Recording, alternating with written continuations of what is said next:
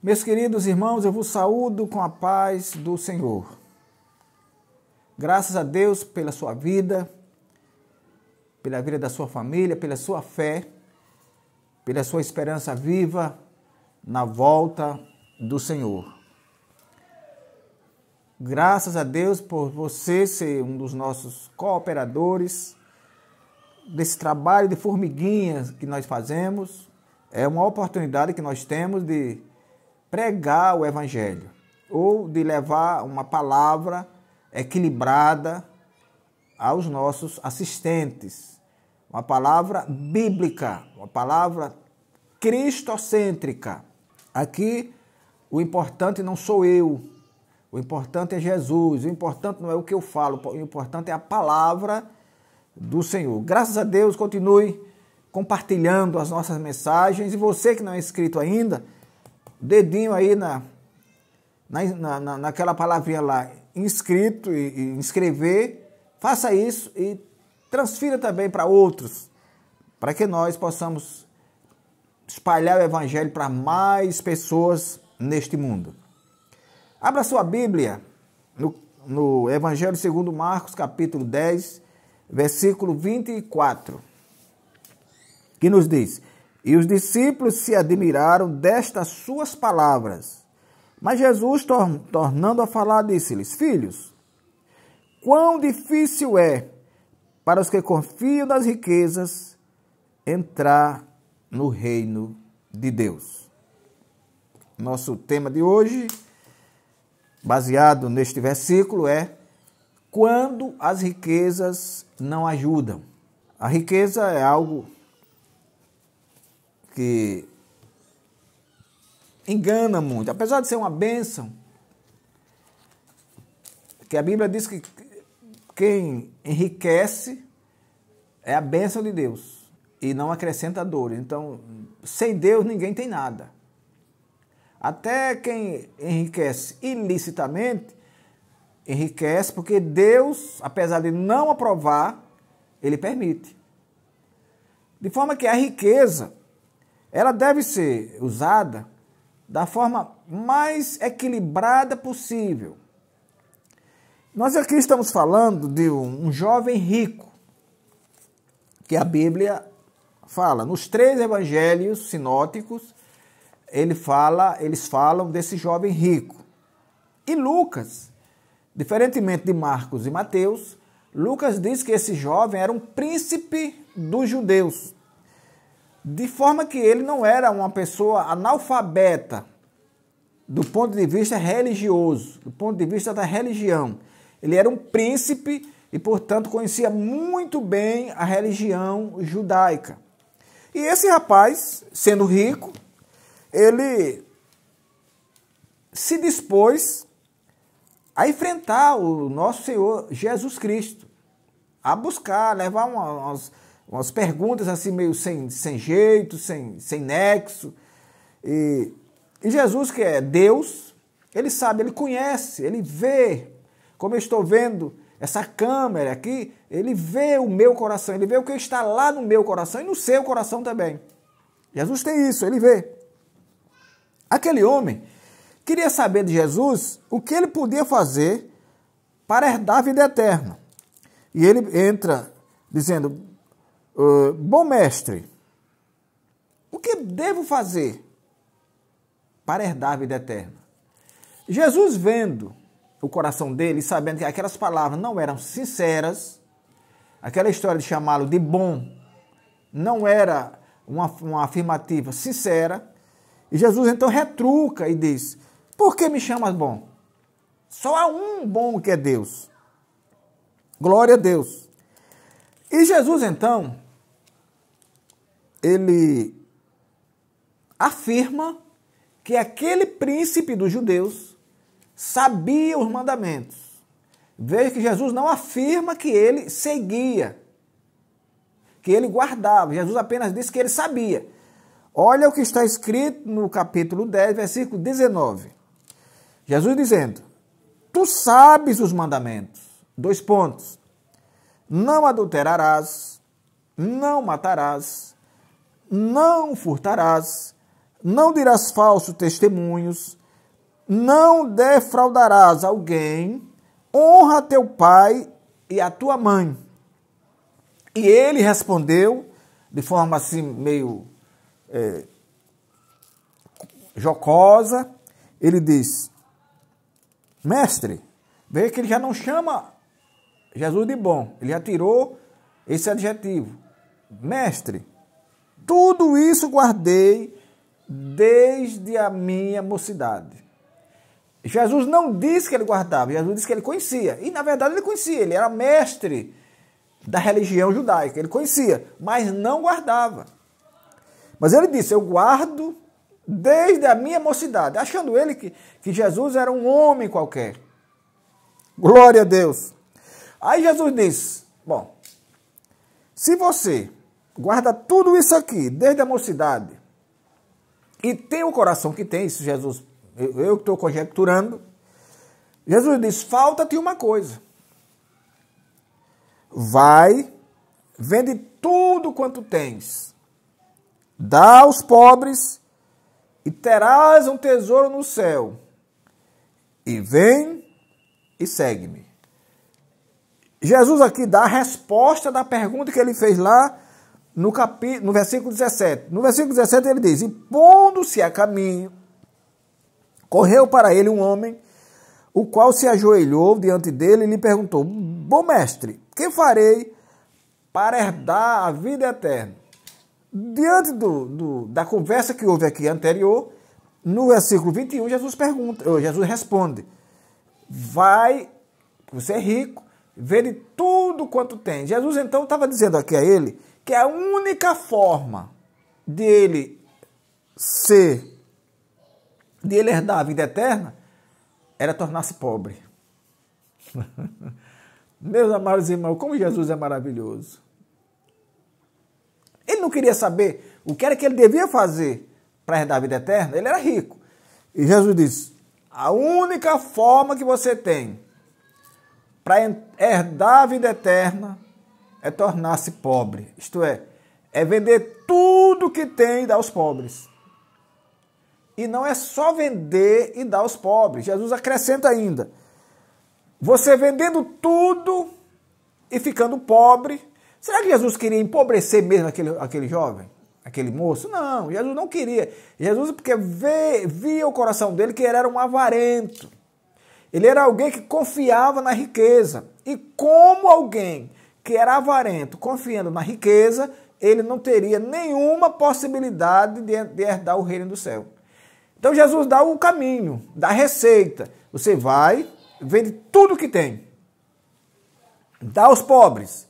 E fazendo isso, você vai ter um tesouro no céu. Você estará deixando tudo aqui para trás, as coisas materiais aqui, o dinheiro, a riqueza, e você estará construindo um tesouro no céu.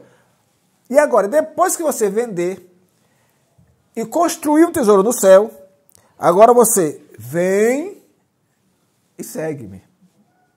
Glória a Deus. Meus amados irmãos, como a riqueza tem afastado tanta gente da presença de Deus. São pessoas que a gente conhece, que você aí conhece. Pessoas que eram pobres. Pessoas que, como eu cheguei aqui em Aracaju, lá em 1976, as pessoas diziam: não, você chegou arrastando a cachorrinha. Na verdade, eu cheguei arrastando a cachorrinha mesmo. Isso fala de pobreza. Pobreza extrema mesmo. Cheguei arrastando a cachorrinha. Pessoas que viviam também como eu, arrastando a cachorrinha, elas vão, prosperam e depois se esquecem de Deus. Deus dá tudo a eles, dá tudo a elas, e eles vão agradecer ao inimigo. Porque o inimigo só faz destruir. Aquilo que Deus deu, se eu não cuidar, o inimigo vai destruir.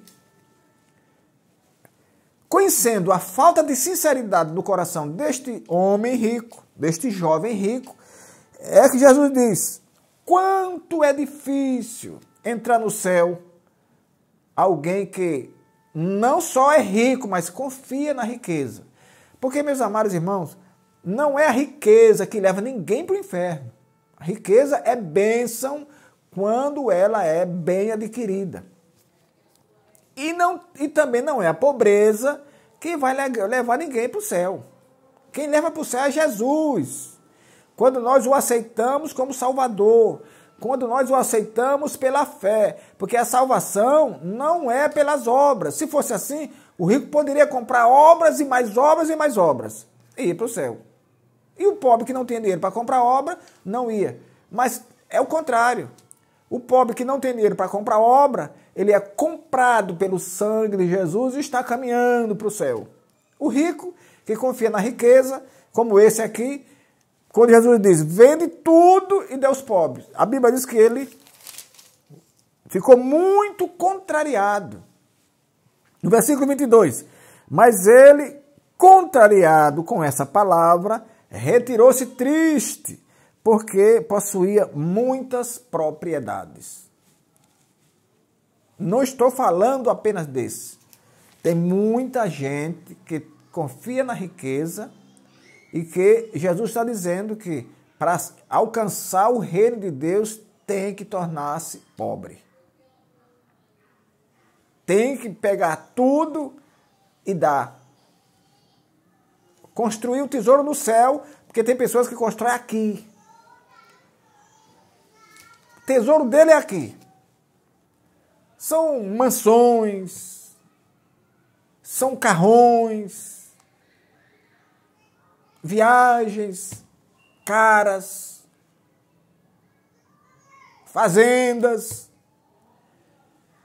roupas caras, que muitas vezes até envergonha o pobre que está lá, o membro que está lá na igreja. Olha, muitas vezes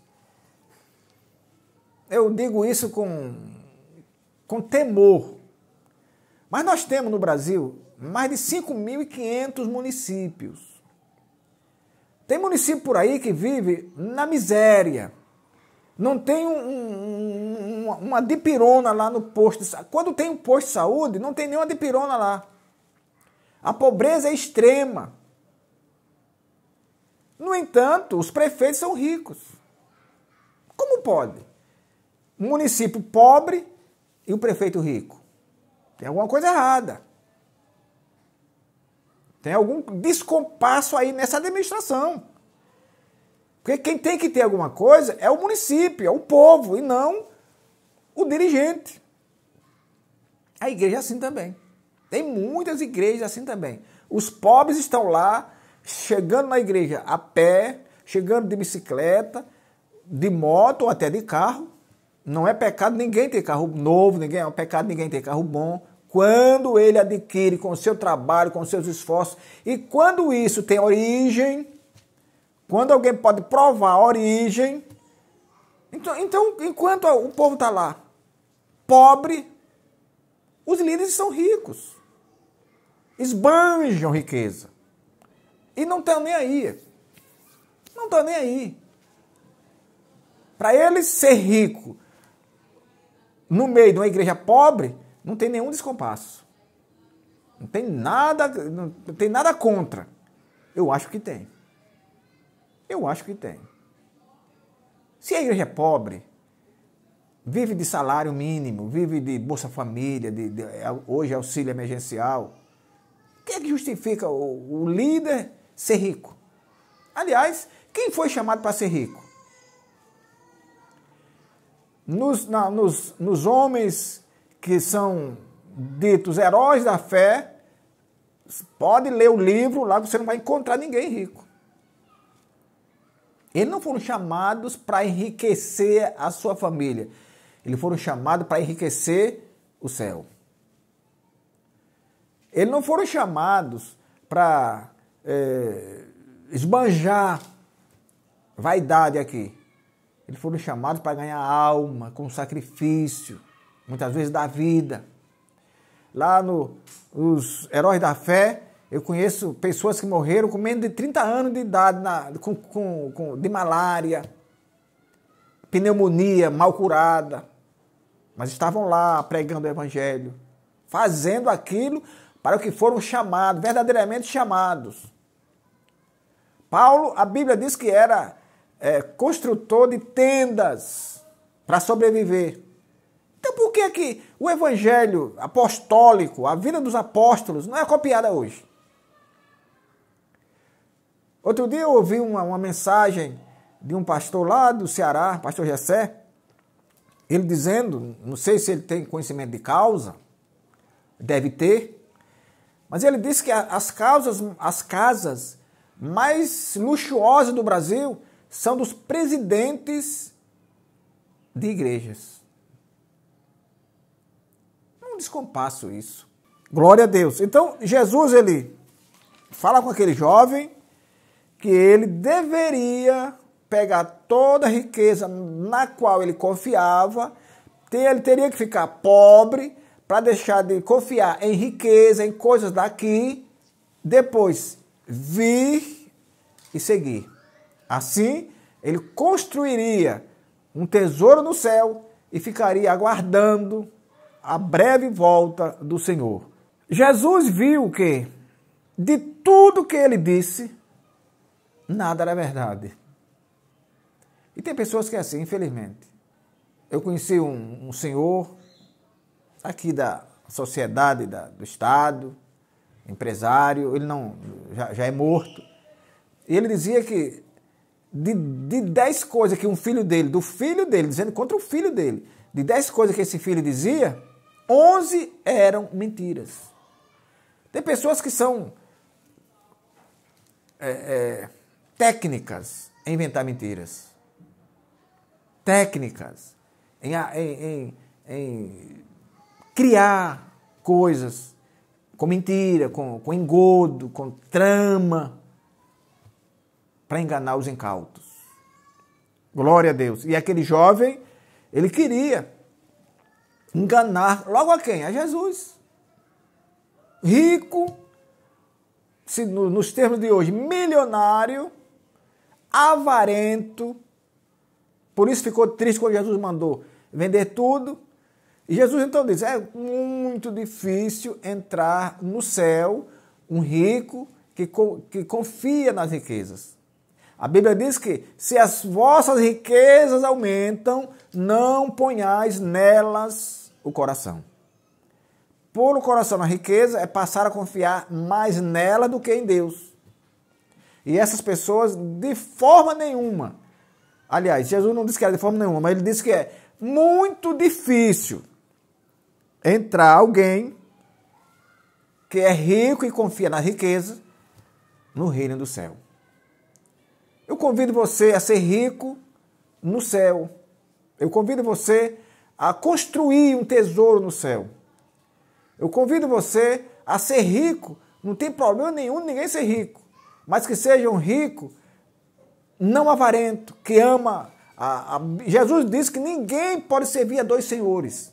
Ele se referindo a servir a Deus e a Mamon, isto é, o Deus do dinheiro. Porque se alguém serve a Deus, vai abandonar a Mamon. Se serve a Mamon, vai abandonar a Deus. Então é melhor escolher apenas um.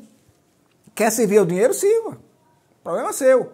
Mas é melhor servir a Deus. E aquele jovem foi aconselhado. Ele pediu, ele fez a pergunta, Jesus deu a resposta. Venda tudo. E você vai ficar pobre e vai livrar a sua alma do inferno. Porque as riquezas estão levando muita gente para o inferno. E Jesus quer desviar essas pessoas que estão indo para o inferno por causa da riqueza, para que elas, ainda que sendo pobres, possam herdar o reino de Deus. Que o Senhor nos abençoe e nos guarde e até o nosso próximo encontro. Inclinai os vossos ouvidos e vinde a mim, ouvi, e a vossa alma viverá.